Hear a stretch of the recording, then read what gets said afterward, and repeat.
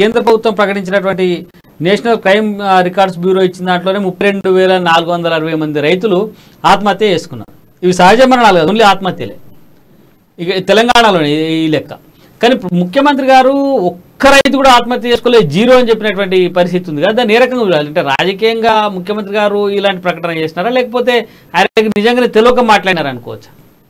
అంటే ఒక సీఎం స్థాయి అధికారికి తెలియక మాట్లాడడం అనేది మనం కూడా మూర్ఖులం అని ఒక మాట మనం చెప్పవచ్చు.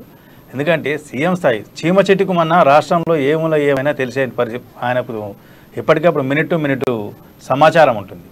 కాకపోతే రాజకీయంగా ఆయన దేశ రాజకీయాల మీద ప్రధానంగా దృష్టి పెట్టిండు, అక్కడ ఫోకస్ పెట్టిండు అన్నప్పుడు పార్టీల నుంచి నాయకులు రానప్పుడు రైతు నాయకులను తీసుకోవాలనుకున్నాడు. మొన్న మోడీ తీసుకొచ్చినటువంటి రైతు చట్టాలను కూడా మొదట్లో సమర్థించారు కేసీఆర్. సమర్థించి బాగున్నాయి, వాటికి మేము కోరుకుంది అదే, మేము మొదటి నుంచి చెప్తుంది అన్నారు. తర్వాత దాన్ని యూటర్న్ తీసుకొని ఆ మద్దతు ఇవ్వడము, పంజాబ్లోకి వెళ్ళి చనిపోయిన రైతుకు నష్టపరిహారంగా రాష్ట్ర ప్రభుత్వం తరఫున ఇచ్చి రావడము, ఇవన్నీ అంటే తెలివిగా చేసిందని మనం అనుకోవడం కాదు, తెలిసి చేస్తున్నారు. కాకపోతే రాజకీయంగా వాళ్ళకున్నటువంటి అవసరాలు, వాళ్ళకున్నటువంటి ఒత్తిళ్ళు, వాళ్ళకున్నటువంటి అంటే ప్రజలను ఏ రకంగా ఆకర్షించాలి ఆ కోణంలోనే సీఎం మాట్లాడినట్టుగా మనం భావించాలి. కానీ రైతులు ఆత్మహత్యలు లేవు, జీరో ఆత్మహత్యలు, ఎక్కడ కూడా మొత్తం దేశంలోనే ఆదర్శము, పార్లమెంట్లో వ్యవసాయ శాఖ మంత్రి తెలంగాణ ఆదర్శంగా నిలిచిందని చెప్పడము, ఇవన్నీ కూడా మనం పరిశీలిస్తే అంటే ప్రజలు ఏమీ వినరు, మేము చెప్పిందే వింటారు, మిగతా ఏం గమనించరు, ఎవరు గమనించరు అనే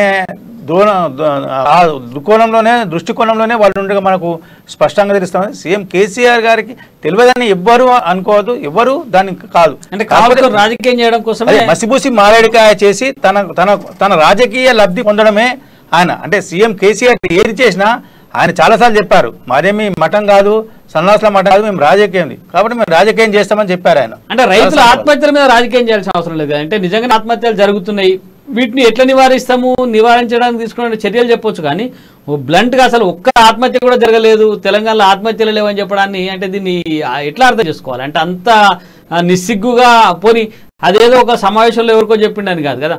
మహారాష్ట్ర నుంచి వచ్చినటువంటి రైతు నాయకులు పార్టీలో చేరుతున్నప్పుడు ఓపెన్గా బహిరంగ సభలో మాట్లాడినటువంటి మాట, దీన్ని ఎట్లా అర్థం చేసుకోవాలి? రైతు నాయకులు వాళ్ళు అక్కడ ఉన్నారు కాబట్టి వాళ్ళు ప్రశ్నించాల్సిన అవసరం ఉంది. కాకపోతే వాళ్ళకున్న అవసరాలు వేరు, వాళ్ళు వచ్చిన కాన్సెప్ట్ వేరు, ఇక్కడ చేయడానికి వచ్చిన కాన్సెప్ట్ వేరు, దాని వెనకాల వేరే ఉన్నాయి. అయితే సీఎం కేసీఆర్ ఆ రకంగా ఎందుకు చెప్పారంటే చెప్తున్నాం కదా, ఆయన రాజకీయ అవసరం, ఆయన రాజకీయ దాంట్లో గేమ్, పొలిటికల్ గేమ్లో ఇదొక పాచిక. ఎన్నో పాచికలు వేస్తుంటారు, ఆ పాచికలలో వాళ్ళకి ఏది అనుకూలంగా పాచిక పడితే దానికి వాళ్ళు